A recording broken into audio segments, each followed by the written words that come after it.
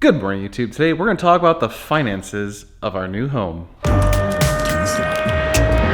you recording all of the nefarious activities? If you're new to the channel, my name is Dan and this is my garage, and this channel is all about the supercar ownership experience. And I know you're thinking, well, what does that have to do with your house? Well, I guess not directly anything, but I've kind of had a very transparent and open policy on this channel. We've talked about the finances of a lot of our cars.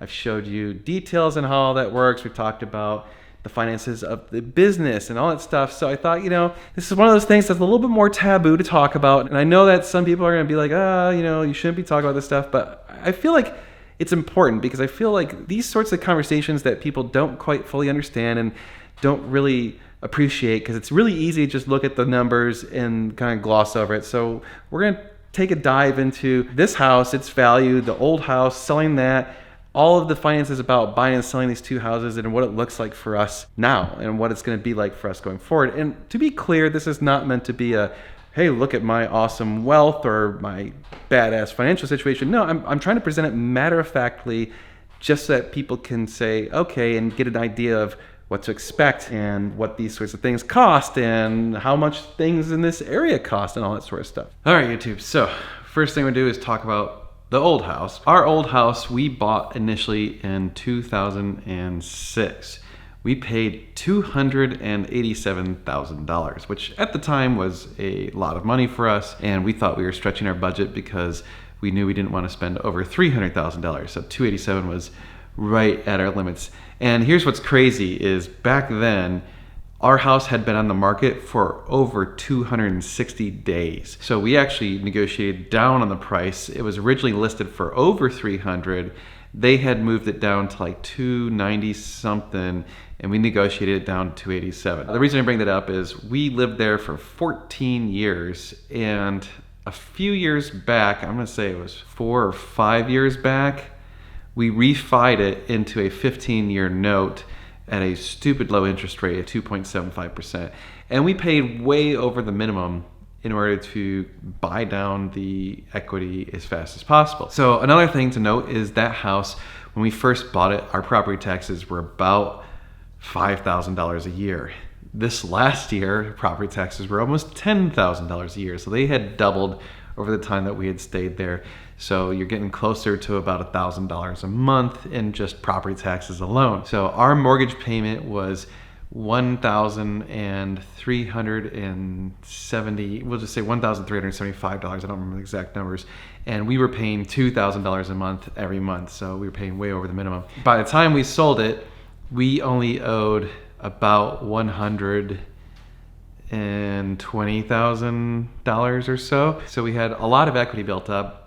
So when we sold it for $749,000. So we had a lot of equity in that house. Now, unfortunately, we still had to pay realtor fees and some other shit. So our realtor fees, of course, took out 6%, which ended up being, something like $60,000 or something. It was pretty substantial. We ended up with about almost $600,000 in equity in that house that was coming to us after the sale, once everything was all said and done. We took $500,000 of that equity and put it into this house. If you didn't know, the market in the Austin area is just nuts. It's absolutely nuts right now. The housing market is just crazy.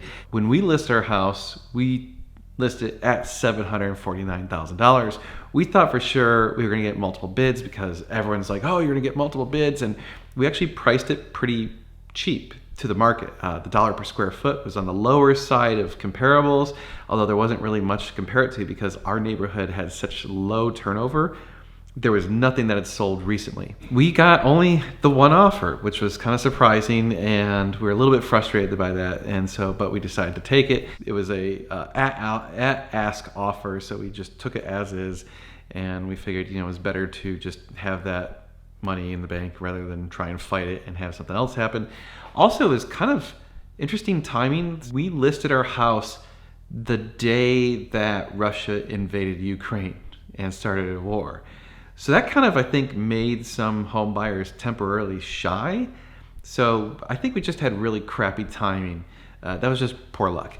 Anyway, all that being said, this house, Meg and I are pretty particular about our house. We've been softly looking at houses for years, and over that time, in the 14 years we've lived at our old house, we've only found 3 houses that we both agreed upon that we wanted to move or consider buying. One of them was in Tennessee, and we decided, you know what, it just wasn't the right move. We didn't want to leave the Austin area. Another one was actually the house that Ven bought.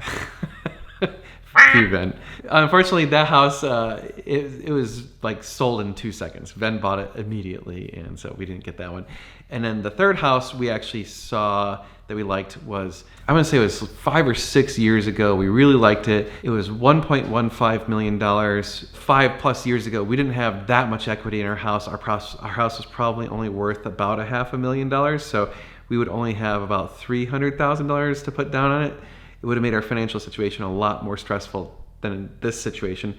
The second thing is the property taxes on that house were $24,000 a year because it was in a very high tax rate area within the city of Austin. That alone made it so that we were like, no, that's a pass. So this house, we saw this house, we both fell in love with it, we both agreed we wanted to be out here. This house was listed at $900,000 when we first saw it. We came out here with our realtor, we took a look at it, we said, we want to make an offer, and he goes, okay, just so you know, I think this house is going to sell for $1.1 million. And we're like, you're kidding. And he's like, nope, I think it's going to sell for 1.1. It's super desirable, very desirable area. Tax rates are great, and it seems to have a lot of attention. So we said, okay. There was a bit of a backstory here that was kind of fascinating. Our realtor and I had actually met the realtor that was doing the sale previously when we were looking at a property for EAG. We hit it off with that guy. He's super nice. Anyway, long story short, their realtor, the seller's realtor, was kind of batting for us to get the house. So he was feeding our realtor just enough information to make sure that we got the right bid. So we later found out after we got the house that not only were there multiple bids, there was actually a matching bid at exactly the same dollar amount as us, but we were more flexible on our terms, so we got it. So it was extremely competitive. In fact, their realtor told me later on, he said that was the most competitive, most bids, and most over ask that he's had this entire time. So what does that mean we paid? Well, we paid $1.1 million for this house, which saying that just hurts my soul. I never thought I would spend $1 million on anything. So initially you're thinking, holy shit, $1 million house, that's insane. But remember, we put $500,000 down on this house. So our mortgage is actually only it's actually just under $600,000. It's $600,000 mortgage. So our payment for this house is $2,600 and I think $80 or something like that. So our mortgage payment, we were already paying $2,000. Our mortgage payment only went up $600 a month. We'll just say $700. Not that much. Not something that's catastrophic.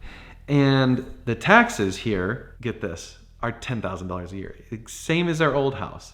So they're obviously going to go up because they'll get the reassessment from the purchase price. And so next year, I'm guessing we'll probably pay like $12,000 to $14,000 in taxes. It's going to be a little bit more painful, but we factor that in.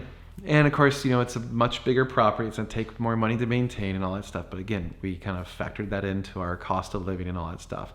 Basically, as it sits, we're paying less than $1,000 more a month to have a house that's 1,000 square feet larger. So our old house was 2,100 square feet. This one's 3,100 square feet.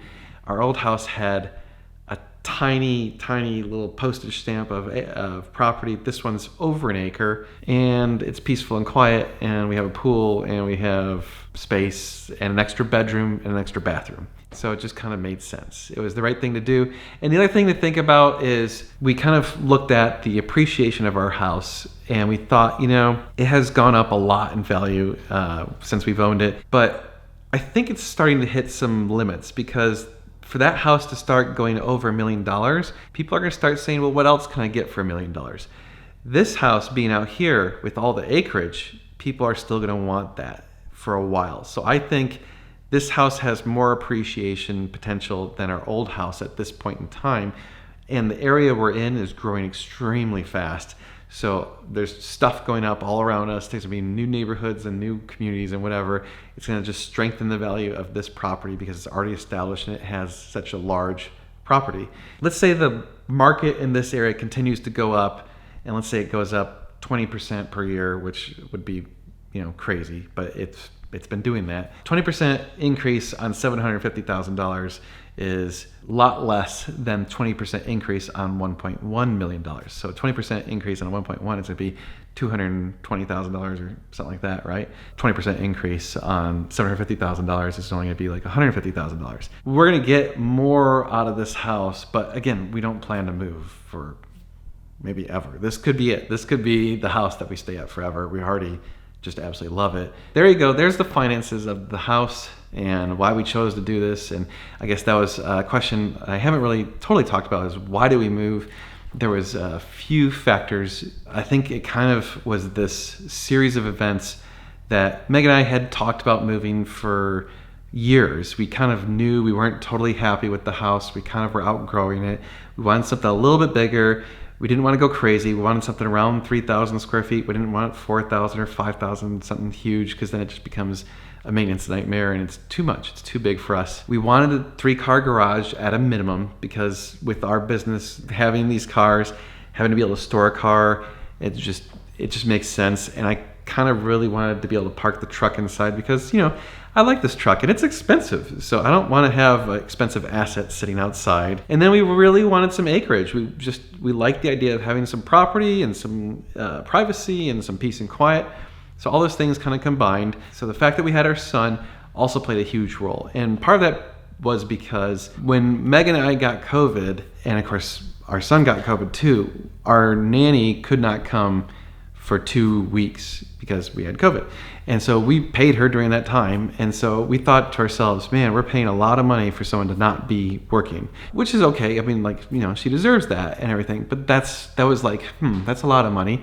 And so we really started to evaluate, should we continue to spend this much money? Or Megan started to think, she kind of wanted to be a stay-at-home mom and really take care of our son. So that was a huge deal. And we just kind of did the math and said, if she ended up coming and working for my company and just getting a little bit of money, that offsets how much money we're paying out for childcare at the moment. So maybe we should just do that. So then it was like, okay, well, if Megan is working from home with me, we don't have to be in the city anymore. We could be wherever we want. And so that was the big thing, is we said, fine, it's time to get out. Let's get out of the city. Let's go out in the middle of nowhere. And here we are. So again, I know this is not a car video, but some of you guys have said you wanted to see this sort of stuff. Megan just said I should film a video about the lawn. So we just had a lawn care company come out, give us an estimate, and we just had a big discussion about, do we hire their services or not, and all that sort of stuff. So if you guys want me to film stuff, just like regular stuff about the house and maintaining the house and all the things around that, we can. I think that's going to piss off some of you. So I don't know if I want to go too far into that. Obviously, we don't want to venture too far off the mark for supercars. Please like, share, and subscribe. We do appreciate when you guys support us. That does help us out. And of course, you can go visit normalguysupercar.com, buy parts and services from us. That literally keeps us going. So thank you so much to all of you that have done it. We really do appreciate that. And of course, we're going to be doing a lot more cool car stuff. So you're going to want to stay tuned. It's going to be sweet.